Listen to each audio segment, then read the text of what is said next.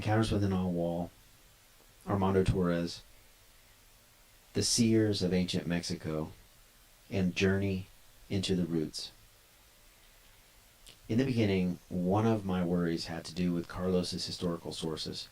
To what extent were Don Juan's teaching the products of a traditional men of knowledge, which stretch back thousands of years, and to what extent had they been influenced by Western ideas? On various occasions, I tried to validate what Carlos told us through comparisons with what he had left to us from pre-Hispanic antiquity, but I must admit that I was always ended up in frustration. I wanted to question it in terms of the most orthodox anthropology. However, it seemed inappropriate to approach this delicate matter in front of other people, so I proposed my questions. One afternoon I mentioned that what was on my mind. He was perfectly affable and told me that this was a doubt that assaulted almost all his listeners, because we had all been presented with the image of the communities of ancient Mexico as primitive towns. He added that my mistrust regarding his statement was normal, and that the problem I was presenting in such a straightforward way was actually about finding definitions for experiences which don't fit within the syntax of modern languages. I made a similar error with my teacher.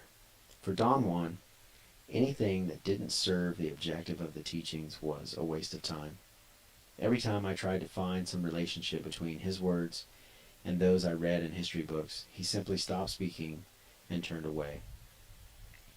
Once I asked him about this reticence, and he answered, "Behind your professional concern hides a professional doubt. If you don't discard it, you won't understand the core of what I am telling you. I know the sources of information which I am passing on to you, so I don't need to prove them." Later, he spoke about a time in which sorcerers traveled enormous distances across the world in order to share the results of their spiritual search with colleagues on other latitudes. Unlike today, sorcerers moved in dreaming with complete freedom, and nothing was more respected than being a seer.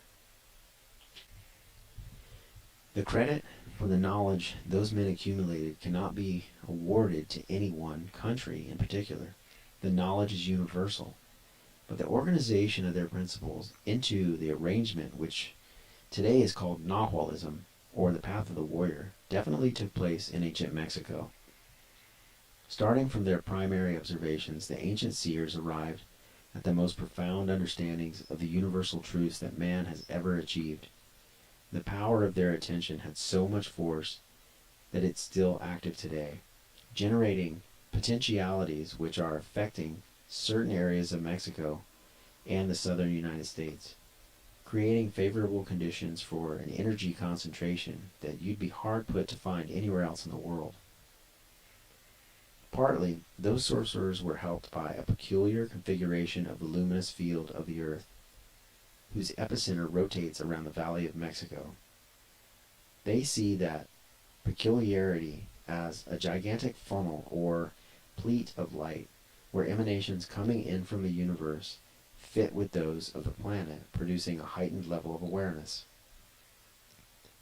Don Juan taught that the formation is natural and was used to maximize advantage by the seers to increase their power.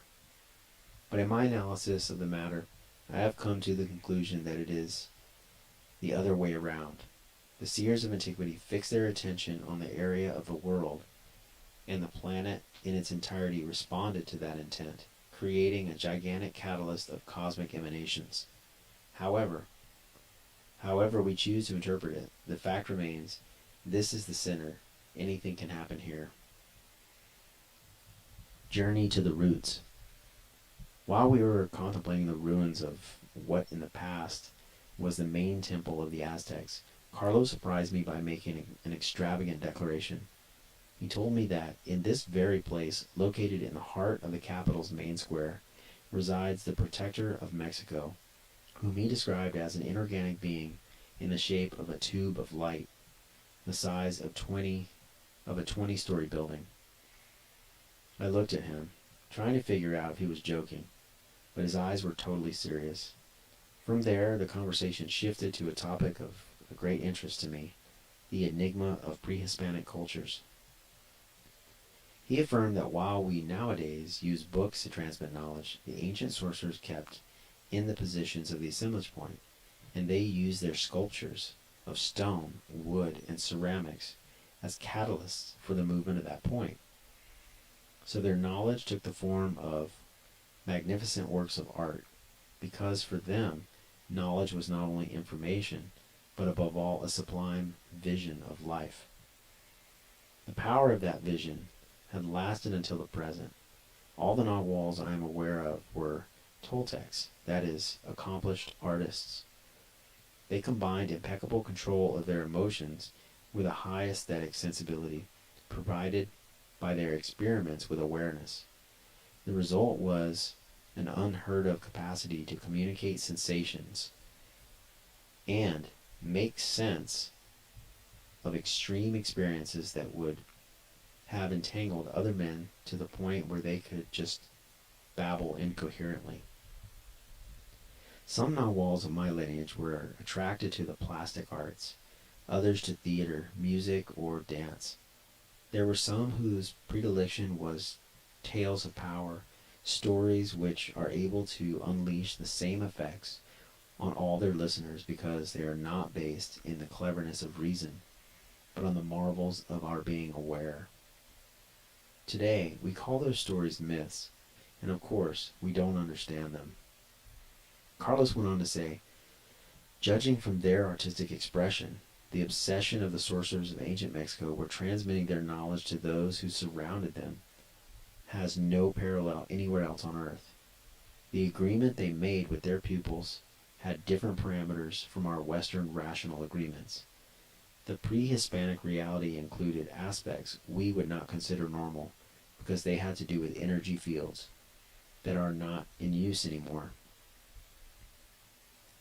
As an example, one of those fields he mentioned was, he emphasized on dreaming, which was of consuming interest to pre-Hispanic people. Remnants of it can still be found today in isolated tribes in the country. He concluded by saying that due to the lack of synchronicity among the emanations aligned by ancient and modern concerns, it is almost impossible to cross the interpretive barrier that separates us from those cultures. So, as ordinary men, we will never fully understand their artistic creations. Fortunately, a sorcerer has special tools because he has learned how to make his assemblage point flexible. He can connect his attention with the modality of awareness of other times, and he knows how to adjust his concern with that of sorcerers who have departed. Don Juan was an expert on prehistoric cultures. For him, old stones didn't hold any secrets. He sometimes brought me on a tour through the buildings of the Museum of Anthropology in order to make me experience a verification of these special agreements for myself. Then Carlos told me about one of these visits, when he himself witnessed the specialized ways in which sorcerers contemplate the past. That morning, we had discussed a historical topic.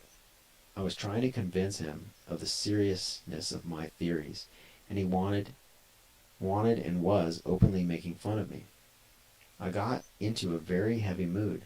Before entering the museum, he manipulated my luminosity and made me enter a different state of awareness. His maneuver had the effect of charging the artworks with life. Everything was there: the luminous egg, dreaming, the warrior's way, the movement of the assemblage point. As I verified the authenticity of the teachings, I made a swift and thorough assessment of my position as a researcher. I understood that in great measure academic institutions had programmed me not to impartially gather information, but to corroborate a certain description of the world. And this position prevented me from surrendering entirely to knowledge. So when I did my fieldwork, I was so much an impartial seeker of truth as an ambassador for another way of life. This generated an inevitable collision which often translated into distrust and mutual suspicion. As I was leaving, my experience in the museum and returning to my habitual view, I could no longer understand or even remember my previous state of euphoria. But strangely enough, from that moment on, my academic point of view began to change. I learned how to see things as they were without conceptual veils. Until then, I had been an investigator at the service of a system of agreements, the Western culture. Suddenly, I began to feel more and more comfortable with the idea that, under an anthropologist's skin, there was an ordinary man involved in the task of finding his destiny. I asked him to give some concrete examples of how sorcerers interpret old monuments. In response, he asked me, "Have you seen the Atlantis of Tula? Have you seen the Atlantis of Tula?" I told him I had, and he explained that those impressive figures of the Toltecs are a description of the party of the Naguals. He maintained that the 16 priests in bas-reliefs, which are in the 4 columns behind the statues, represent the complete group of warriors divided into 4 teams, one for each of the cardinal points. They are cosmic travelers, and their mission is to flow with the energy of infinity. The objects they carry with them symbolize each of their functions. These priests are a party in mid-flight, an image of the final objective of the path, which is to reach the third intention. For a long time he continued giving his own interpretations of various archaeological objects. His stories were so graphic. He gave me the sensation of walking with him on the millenary paths of prehistoric cities. I could almost distinguish the enormous and impenetrable Olmecan heads there at the end of the central square. The human warmth of the smiling huastecas and statuettes which looked at us from the niches of the pyramids, the delicate Mayan stelas talking nearby. Carlos affirmed that the simple act of contemplating such archaeological pieces in a state of inner silence is enough to project the observer's attention to the position of the ancient artists. Hence, some of those pieces of work as veritable traps of attention. Many of them were designed like that with deliberate intention. Their purpose was not ornamental or symbolic. Each one of their proportions and designs contain a denoter of psychic states and flows of energy. Those pieces are, you might say, catapults for the assemblage point. No professional investigation will ever be able to figure them out, because their creators were not in the least interested in adjusting themselves to rational criteria.